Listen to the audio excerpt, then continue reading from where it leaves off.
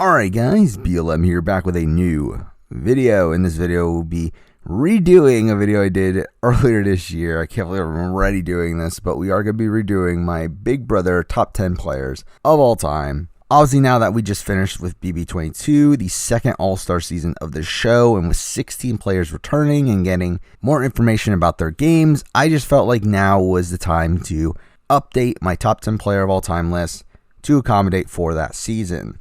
Also, even without that, to be honest, there were some choices I made on my original top 10 list that I did regret. BB22 was a weird season where, while watching the season played out, not many people actually played that differently from how they played the original time. I mean, yes, we did get a lot of people reinforcing their games, people that played the same and were shown to have been able to repeat those games again. We did get some players that played a little bit worse, some players that played a little bit better. But really, there weren't as many radical changes as I was expecting. But still, again, there are enough changes to this list to warrant making the video, in my opinion. Before we get into the actual list itself, we might as well talk about the honorable mentions. Now, obviously, in my previous top 10 video, I did have a decent amount of honorable mentions there. Those are still the same honorable mentions. A lot of those people didn't make it onto the list this time, so obviously those people were still in consideration. But for this video, I'm going to talk about people who I feel like my opinion on their games have changed, or people that were on BB22. First up is the person that was number 10 on my list last time. And this one barely got bumped out. To be honest, this person is number 11 on my list. Like, this person could make it onto the list, and I would be completely fine with it. But I just feel like someone edged them out slightly, and that is Vanessa. Now, Vanessa's game is a game that I've always personally found to be slightly overrated. I mean, I do think Vanessa is a master at game theory. I think she's a master at the strategic portion of the game. However, I do think she fundamentally lacks a lot socially. And I think because of that, I don't feel like her game is as repeatable as many other people that do rely on the social game. As I think if she were to get a cast that weren't playing self-interestedly, then I don't think she really has a chance, because what's going to draw them to her? So that was always my problem with her game. And since this season, there is one person in particular that I have rewatched their seasons, and through that, my opinion of their game has jumped up a bit, which ends up leaving Vanessa out of the top 10. The last person for the honorable mentions here that didn't end up being on BB22 is Eric Stein. Now, Eric was on my original list last time too. He was at number 9. And to be honest, that was a decision that I really regretted. I really thought about it a lot more after the video came out, and I was like, yeah, I really should have done that. Because, like, the thing is, like, Eric, I think, played a fantastic game. I think he had a lot of potential to become one of the best players of all time. Like, I think if he had won that season with as much adversity as he faced due to him being America's player, I do think Eric would be one of the best players of all time. However, he didn't. And I think without that win, I think in retrospect, and him having only played one time now, it's kind of tough to land him in the top 10. I feel like Eric's the type of player that we would need to see play again in order to fully put him in the top 10. And to be honest, the more I thought about it, like, the more I think, like, if Eric were to return, I don't know how well he would really do either. So because of that, I decided to just leave him off the list this time. Then I'll talk about some people from BB22. Now, there are some people that just straight up were never making the list. So people like Akeisha, Nicole Anthony, Kaser, Bailey, Davon, David, probably even Christmas. All those people were not really even in consideration for this list at all. I didn't really consider Janelle either, despite I know a lot of people love Janelle, but I mean, I think this season really proved, I mean, to be honest, I already had that proof before this season, but I think this season showed again that she really just isn't that great of a player. While she is obviously very good at competitions, or at least used to be very good at competitions, I just don't feel like her game adapts well to the modern landscape of Big Brother. Ian is someone that I think had room to prove that he was a top 10 player on this season. I think if he had performed well, if he had made a deep run or had even won the game, I think he was definitely going to make the top 10. However, he proved that he's pretty much the same player as last time, despite all these years later. And through that, he still doesn't make the top 10. And to be honest, he's even further down on my list than he was last time, as I don't really have much confidence in Ian as a player overall anymore. Cameron Campbell was someone that was relatively close to making the list last time. I mean, he was winning the top like 25 or so. And after the season, I mean, he drops a little bit. I mean, like, he's still someone that I still think is a good player overall, but again, not anywhere close to making the top 10. Danny was another player that I thought had some potential at the beginning of the season to jump up a significant amount, but by the end of the season, obviously, she makes so many mistakes. She gets targeted relatively early on, really just skates by due to the fact that she's within the committee alliance. And even then, she gets very lucky with certain comp results that would have taken her out weeks before she ends up actually going home. So, I mean, really for me, Danny isn't really close to the top 10 either. But now for 3 players that are actually really close to the top 10, and there was some serious debate for them jumping in there. Not as much with this first one, but I did consider Memphis. I do think Memphis played remarkably well on this season. I was very surprised at how well he played on BB22. Obviously we've seen him get second place in season 10, and I think that game was solid. I mean, he had fundamental flaws within his game, and a lot of that had to do with journey management, but I do think on the return, he very much surprised me. Again, the way that he was able to adapt to the current meta while still keeping his style of gameplay from BB10 was very impressive to me. Again, he built this alliance that, I mean, mind you, he did some really terrible social play earlier on in the season that made a lot of the people within the alliance not really trust that alliance. But by the time they started winning competitions, that alliance did stick together all the way till the end of the game. So, I mean, Memphis was definitely in consideration. I think if he had won this season, he would have definitely been top 10. But the fact that he doesn't win, he gets 5th place. I mean, really, he's bordering on the top 20 for me, but again, nowhere near the top 10 itself. Now, the next 2 were a lot tougher for me, because for me, these 2 people were numbers 12 and 13 on my list. Again, I already said Vanessa was number 11, but at 13, I did have Enzo, and I really did debate on jumping him up. I mean, again, I think if Enzo had won the game, he jumps up into the top 10. I think the problem I have with Enzo is that by the fact that he lost the game, he just has so many fundamental flaws within his game. Largely his lack of competition wins towards the end of the game. Plus, also, I don't feel like he's as active of a player as I would like him to be.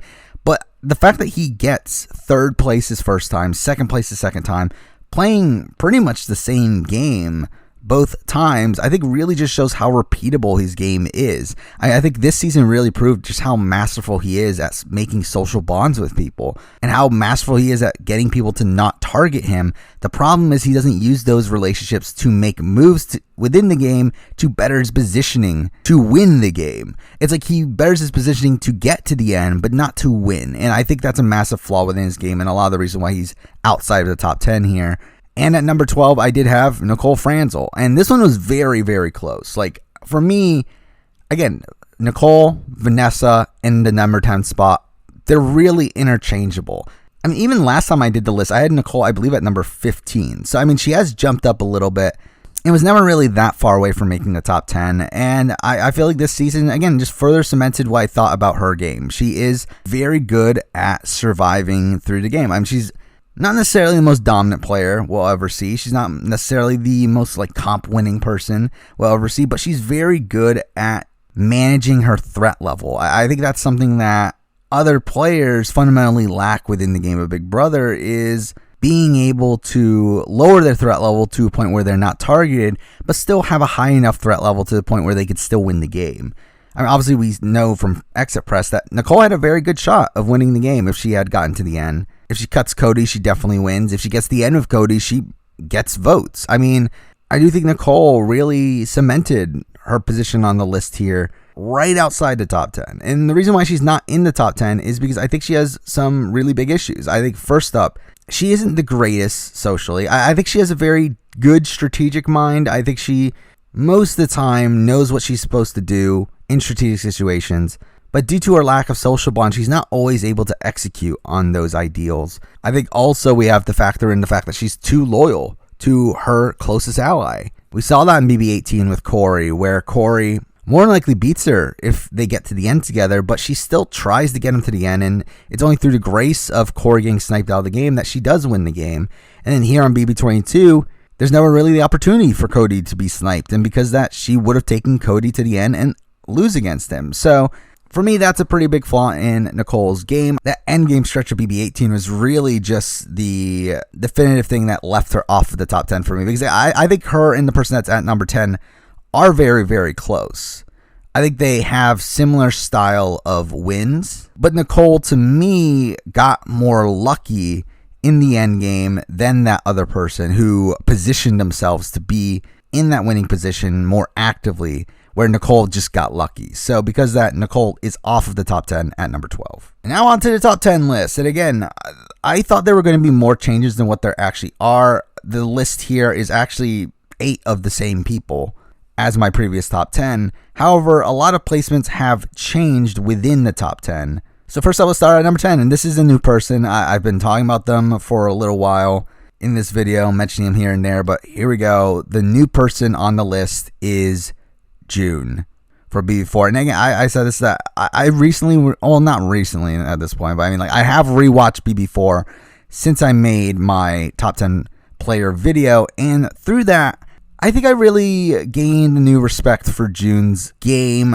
I do think she is a player that is, again, another one of these like Nicole, that is very good at managing their threat level, very good at surviving within the game. I will say that I do think Nicole does a better job at making herself a jury threat at the end of the game. However, I will also say that I think Jun was much better at positioning herself to get to the end in a winning position, because obviously Jun only wins the game against Allison. That's her only winning scenario on the season, which is a massive flaw in my opinion. Again, that's one of the main reasons why I didn't have her on the list last time. However, I do think she does a very good job at managing Allison in order to get Allison to take her to the end. Now, obviously, it was in Allison's best interest as well, as Allison was also in a position where she couldn't win against anybody, and Jun, I guess, was her best option. But Jun was someone that I do think she knew what she needed to do and was able to execute. But I do think Jun's endgame stretch was definitely stronger than Nicole's. And also, I gained more respect for the beginning parts of her game with how she was able to float between the multiple sides. And again, this number 10 spot is very precarious anyway. It's not really a very solidified position. I feel like numbers 1 through 9 are pretty definitively my top 9, but this 10 spot is very much in flux.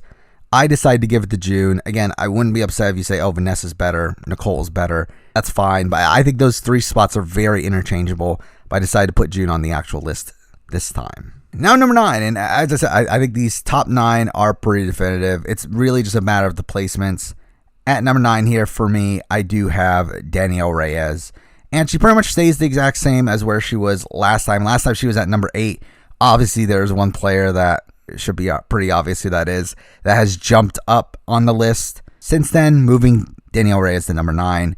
And Danielle Reyes is still the top ranked woman on this list. I think Danielle played a pretty masterful game in BB3, or at least a masterful game in terms of getting to the end.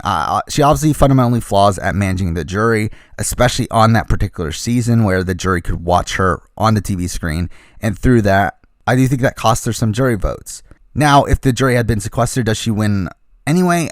To be honest, I don't think so. I do think it's closer. I do think she definitely gets votes, but I do think she probably loses in either scenario. But obviously, she does eventually return. I think she plays a very strong game in BB All-Stars as well. Not as strong, not nearly as strong.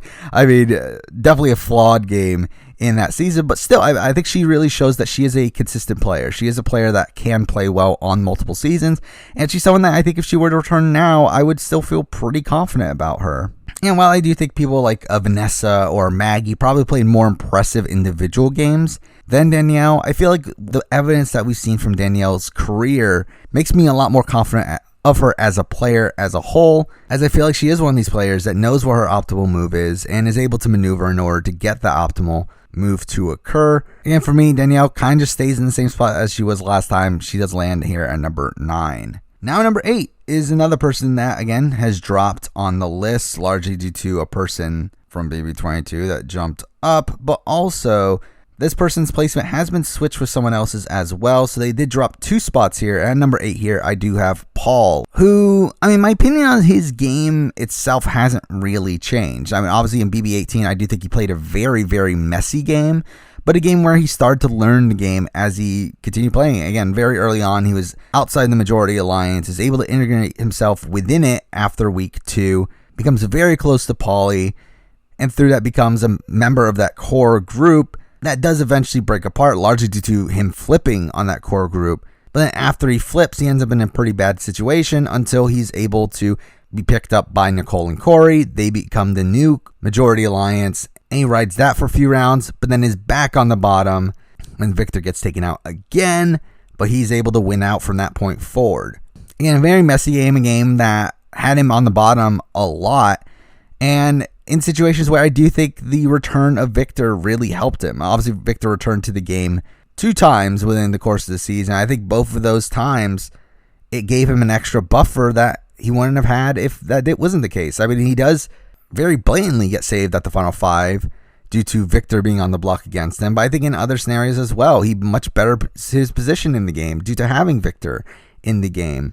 Really, BB18, I do think people say that, oh, he should have won against Nicole, but I do think his game on that season is very much overrated. But then we get to BB19, where he straight up dominates the game in the most dominant performance in the history of Big Brother, in my eyes. Like, we could talk about Cody, where Cody obviously dominated BB22, and I do think that is the most impressive winning game of Big Brother. But I think Paul played the most dominant game of Big Brother just straight up. Obviously, he does get very, I don't know if lucky is the right word, but he does have the pendant of protection in that first week, which does save him from going on the block, though I do think he stays anyway. And then from that point forward, he straight up dominates the season, never letting go of the steering wheel. He really just controls everything from that point forward, and then ends up losing at the end due to a bitter jury that I do think he himself actively made bitter. So again, my opinion of Paul's game hasn't really changed. Again, he has one very sloppy game and one extremely dominant game, but I do think even his dominant game was one that was benefited by his positioning coming in, where he was against a whole bunch of newbies as the only returning player. That doesn't take away from the fact that he played that dominant game, but to be honest, if he didn't play that dominant game, he wouldn't be on the list at all. Like, I don't think his BB18 game was anywhere close to being good enough to reach the top 10 list here. Again, last time he was actually at number 6, but for me personally, I do think one person from BB22 obviously is added to the list, and then also the person that was right below him on the list last time kind of squeezed ahead of him for me personally. So because that, Paul lands at number 8. Now number 7, this person stays in the exact same spot they were last time, though in turn that also means essentially they went up a spot, and that is Tyler. And I really thought I was going to be moving Tyler down. Obviously the initial list had Tyler below Paul. However, I kind of thought about it a bit more, and I just have more confidence in Tyler as a player overall than I do with Paul. Now, obviously, this is under the assumption that Tyler actually wants to play the game, which is a big issue in its own right. If he had played the game like he had played BB20 with as much motivation as he had on that season, I think Tyler makes it far every single time he plays, and I think he more than likely wins on most seasons. I mean, even on BB22, where we saw him where he wasn't even trying for most of the season, he still gets 6th place. He actively sabotages his game. He blows up his own game by trying to quit, ruining his really close bonds, and also lets go of bonds with almost everyone else and still gets 6th place. So, I mean, for me, that part of it was kind of impressive from BB22, even though obviously as a whole, that was a massive letdown to see him pretty much give up. But I do think the fact that he gives up and still gets a really deep run in a position where he still wins if he gets to the end. I mean, we've seen this from some of the jury members on that season, that they talked about how they wanted Tyler to win by the time that he ends up going home. So, I mean, I do think Tyler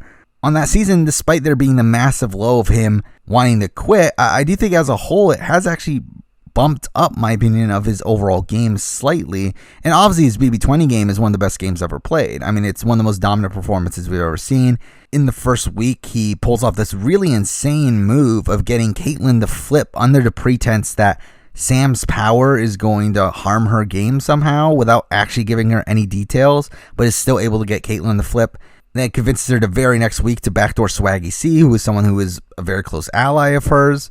After he controls vote after vote after vote, all the Caitlyn vote wasn't really in his complete best interest. He is able to flip the votes onto Winston, then flip the votes onto Rachel, and then take out Bailey, and from that point forward really just dominates the game due to the power structure that he was able to put together. For me, the reason why I did decide to bump Tyler above Paul is because I do feel like I have more confidence in Tyler winning the game than Paul. Obviously, Paul got to the end twice, but he hasn't won either of those times. Mind you, he was only 1 vote away from winning both of those times, but both of those times he actively made jury members bitter that cost him those votes. And I feel like he was someone that was refusing to learn from his previous mistakes. Like in BB19, he refused to watch BB18 to learn what he did wrong. Because the reasons why he's losing is because of things that he actively did. While I feel like with Tyler, if we look at BB20, it's kind of the opposite situation in my eyes. I mean, obviously he did some kind of iffy things with like Bailey and Scotty, but it's like for the most part, I don't feel like his jury management was that poor. I think he just got very unlucky with the format of the show, because like we also see him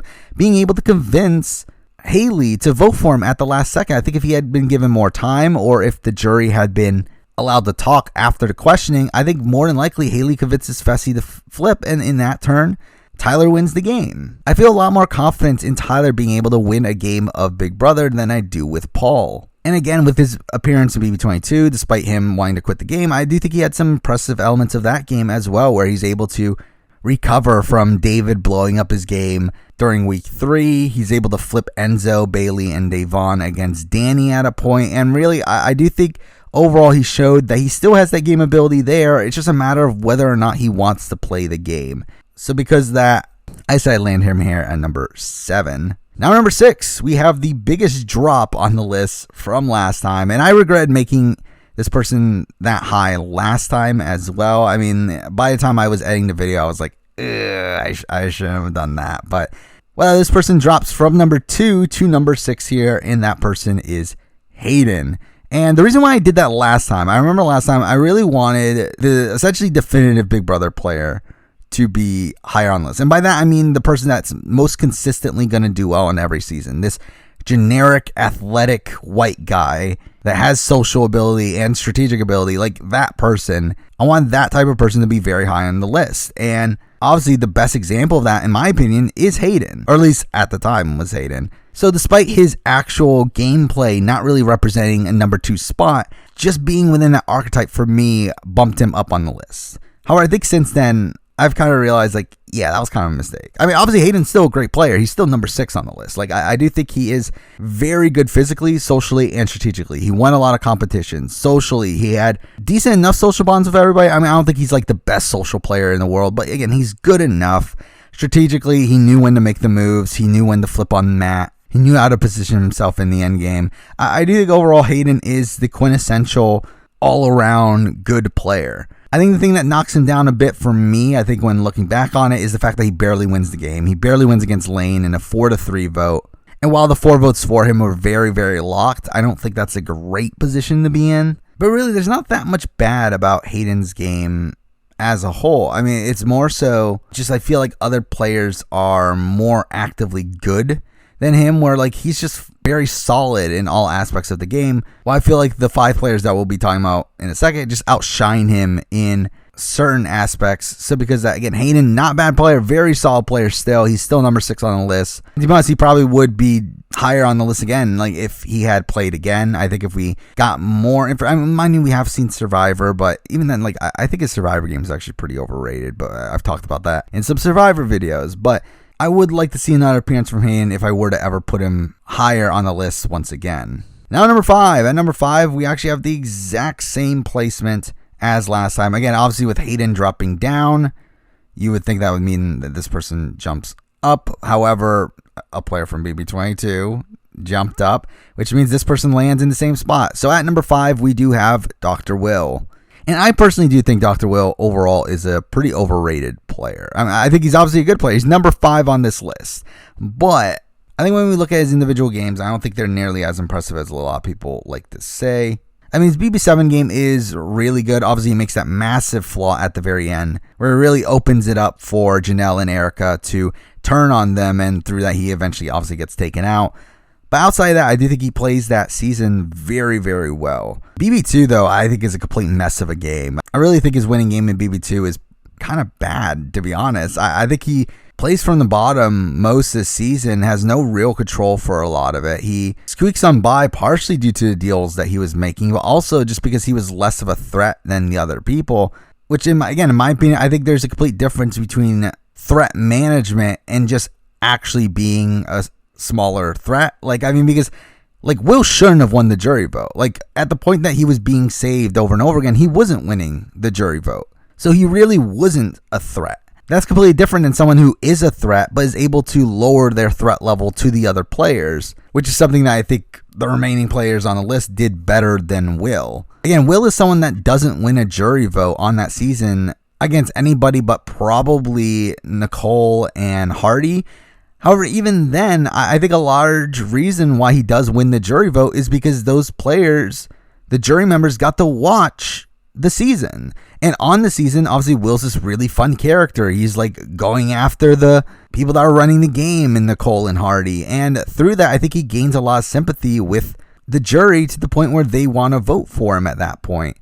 I think if they had been sequestered the entire time, they would have left with the opinion that they had of him in the game, which is that Will's kind of a dick and he sucks. And I don't think his jury chances are nearly as strong if the jury had been sequestered. And even with the jury not being sequestered, he loses against Monica. Monica was definitely going to beat him in the final two if they had ever gotten to that situation. So, I think Will's BB2 game is pretty mediocre, and yes, his BB7 game is very strong, and that's the reason why he's as high on the list as he is, because to be honest, if it wasn't for BB7, I don't even know if he'll be in my top 10. I think BB7 did show that he is a bit more consistent of a player than I was thinking, and he was someone that was obviously able to get towards the end again, and in that situation, he does win if he gets to the end. So, that is impressive, but I do think the first game that he played was pretty mediocre, so he lands at number 5. Now, number 4, we have a person that has dropped down on the list by 1 spot. Again, still pretty high, though. At number 4, I do have Andy Herren. And I think people that think that Andy played a bad game are simply people that don't understand the game. I think those people don't understand the level of difficulty that Andy's game had, and the way that he was able to execute it was really just masterful. Again, I think Andy's another one of these people that really manages their threat level perfectly, where he is still a threat to win the game at the end. He has so many good social bonds with people that were within the game, and is able to take them out in a way to where they're not bitter against him, but is also not being perceived as this massive jury threat.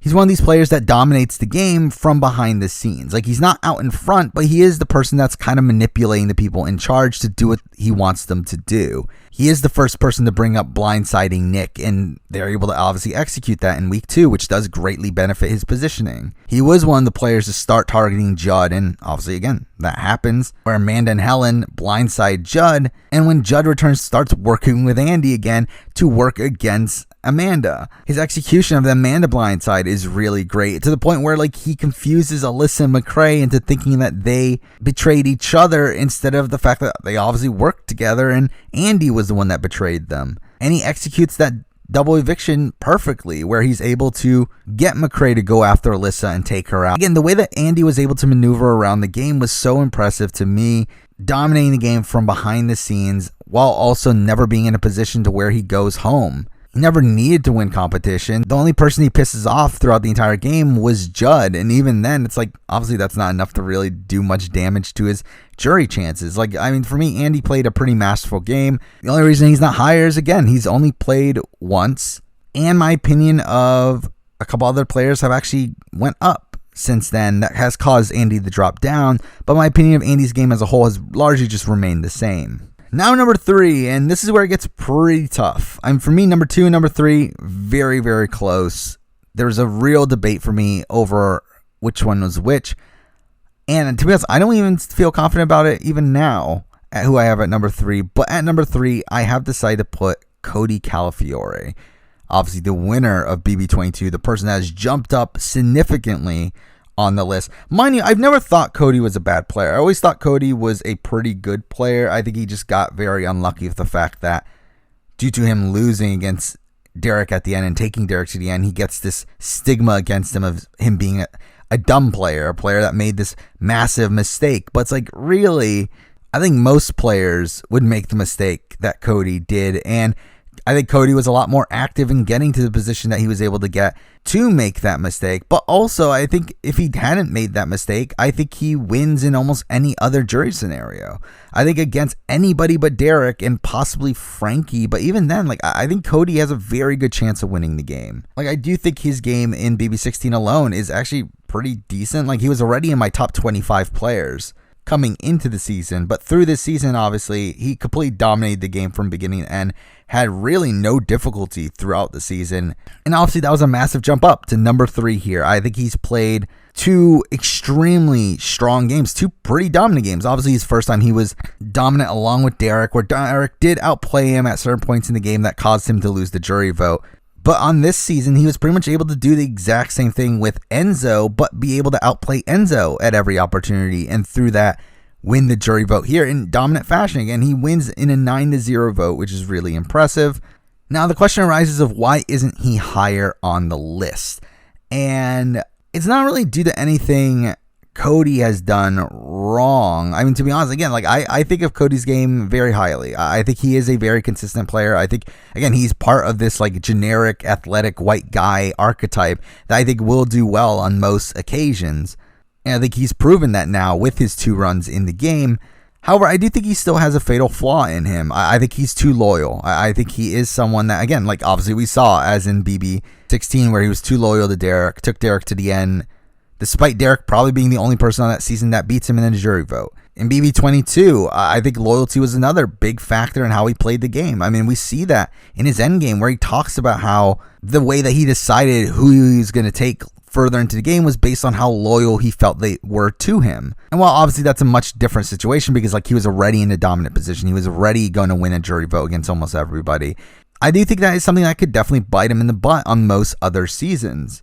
Like he is the type of person that if he is able to dominate the game, then he's obviously in a very good position to win the game. But if he ends up being like a second fiddle to another player, then he's in a position to where he probably loses due to his loyalty. Now, I do think his BB22 game was really impressive. Again, like I think the thing that I really learned from his BB22 game is that he's a much better strategic player than he was on BB16. Where BB22, I think he far and away improves his strategic game to the point where he's talking through all of these scenarios. Like he fully recognizes the landscape of the game and is able to move things in the way that benefits him. And I think there's a serious debate for him being above the number 2 player on this list. And to be honest, he could really be number 1. I do think Cody is probably the most consistent player of the top 3, but I also feel like he has the biggest downsides of the top 3. But I do feel like Cody is also the one that if he were to return again, I think Cody could still do very well. Unlike the top 2, where I think the top 2 players, if they were to return, I think they do very poorly, largely due to their reputations. Cody is someone I think does well again if he returns. So yeah, I think there is a serious debate for Cody being number 1. I don't feel super confident enough to put him at number 1 right now, but I could see this down the road when I reassess his game years down the road that I'm thinking, you know what, Cody is the best player to ever play, especially the BB22 version of him. Now number 2, and this is someone that has actually jumped up since the last video. This person was at number 4. I jumped them up to number 2. And while they didn't play on BB22, I do think seeing how BB22 played out has made me think of this person as a better player, and that is Derrick. And it's kind of funny to me because I see the opposite being said about him across the internet. A lot of people are saying, oh, Derrick's not that good of a player. But for me, BB22 really showed to me how great of a player Derrick is. Not through this, like, oh, Cody played Derrick's game. Derrick told Cody everything. Like, this is all pregame. Like, that stuff, I don't believe that stuff. However, I do take some things from that. Obviously, I do think Derrick coached Cody to a degree. And through that, obviously, seeing Cody improve such a great amount from BB16, I think you can partially take some credit from Derrick for that. But at the same time, for me, the thing that made Derrick jump up so much on my assessment here was how much I feel like Derrick broke the game of Big Brother. I do feel like Derrick in BB16, with the way that he structured the house, has fundamentally changed Big Brother. I think he's created this meta of building this super majority alliance, creating this massive power structure, and then utilizing this like onion alliance structure within it to position yourself at the very center of the core group. And throughout the game, you take people out that aren't within this power structure, you get down to this power structure, and then take out people one by one through those outer layers. And I think Derrick did that in BB16, and we saw him dominate that game. But obviously there's like little nitpicks here and there that you can say that like really disparage his game on that season. But I do think as time has gone on and we see this power structure be utilized over and over and over again, and it being successful over and over and over again. I mean, really the only time in recent history where this power structure wasn't successful was in BB18. I think a lot of that had to do with the person that was running the game on that season, that being Paulie, and how much of an unstable force he was. But we saw that in BB19, where Paul creates this very similar power structure and is able to dominate the game. We see this in BB20, where Tyler, again, creates a very similar power structure and, again, dominates the game. Now we've seen in BB22, Cody puts together this power structure and completely dominates this game. I think this is a power structure that if Derrick was able to form once again, I think he can consistently win the game that way.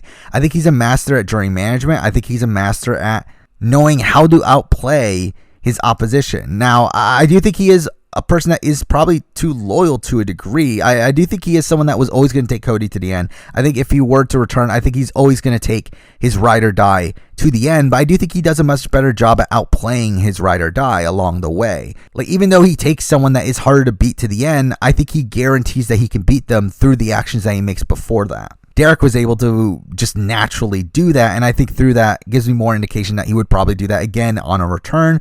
Obviously, he doesn't have that great of a chance if he were to return, but I think that's largely due to his reputation. But I think if he was given a brand new cast that didn't know who he was, I do think his game is pretty repeatable, and I really think that people have just started to not give him credit for his game, largely because they just don't like him anymore. And for me, I do find his game actually more impressive than I used to, largely due to what the current meta of Big Brother is. And because of that, for me, Derrick lands at number 2.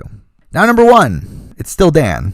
It's still the same. I think there's an argument that Cody's better. I really do. I know people don't want to hear that because people think Cody's boring. They don't like him. But I think Cody is a much more consistent player than Dan. I mean, obviously, we've seen Dan play twice and him getting the same results as Cody, but on different seasons. Obviously, he won his first time in pretty dominant fashion, and then second time gets second place. Though, I mean, unlike Cody, where Cody wins in any scenario outside of being against Derrick, I don't think Dan wins in many scenarios on BB14. Mind you, also, he came into that season with very bad circumstances to where the other players were not willing to vote for a former winner. So, I mean, he was probably never winning that season, largely due to things outside of his own control. And through that, he also probably faces the most adversity any player that's made the final 2 has ever had. I mean, like, time after time after time, he tries to get a certain person out, but then that person either wins a comp or just something unlucky happens in his way that causes him to have to readjust his plans, and he's still able to get into a perfect final 3 scenario where both people are taking him to the end, though obviously he probably loses to both people. And if we look back at BB10, I think he plays a pretty masterful game. Obviously not an extremely dominant game. I think people were upset that I didn't put him higher on my winner rankings, but it's still a very impressive game. I mean, he does mess up week 1 being associated with Brian, who does go home. But from that point on, he's able to really build up this weak persona. Again, this really masterful job at threat management, and is able to build a final 2 deal with Memphis, and they're able to pretty much just run the season from that point forward. Obviously, they get pretty unlucky with like Jerry winning Final 5 HOH. And obviously, that puts him in a pretty bad situation where Dan or Memphis need to win veto in order to save him, but that does end up happening. And he's put in a similarly kind of mediocre position at the final 3, where if Jerry had won that final HOH, which, I mean, to be fair, was probably never happening, but still, it was a possibility, I guess. More than likely, Jerry votes out Dan. But again, Dan's jury management on that season was pretty masterful. I do think the way he treated people throughout the season is very strong, especially against Memphis. I think he's another one of these people that completely outplays Memphis at every turn. The way that he executes the Keisha boot is pretty masterful in my eyes. Again, I do think there's a lot of merit to Dan's games from BB10 and BB14. He's another one of these players that knows what his optimal move is and is able to execute it most of the time, again, unless he gets very unlucky with comp wins, which did end up occurring, but even then, still gets to the end in a very solid spot. Again, for me, I just feel like Dan has the most proof for me of him being the best player in Big Brother history, though at the same time, I do think down the road, I think Cody could surpass him if I were to really, really think about it. And I do think if Derrick were to return and dominate the game once again, I think Derrick surpasses him as well. Like, I don't think Dan is the definitive number 1 to where he can ever be passed. But for me on this list, I do feel like number 1 is the appropriate spot for him. But there we go. And that is my top 10 players for Big Brother US after BB22. To be honest, I don't really have many other Big Brother videos planned for a little while. I mean, this has been a pretty decent stretch of a whole bunch of Big Brother videos. I do have a couple ideas of things I would like to do, but I just don't know how immediate those videos will be coming out. Obviously, I would love to do a runner-up ranking at some point down the road, so that'll probably happen at some point, but I can't really guarantee that'll happen anytime soon. But there we go. I mean, that is my updated top 10 list for Big Brother US. Thank you for watching.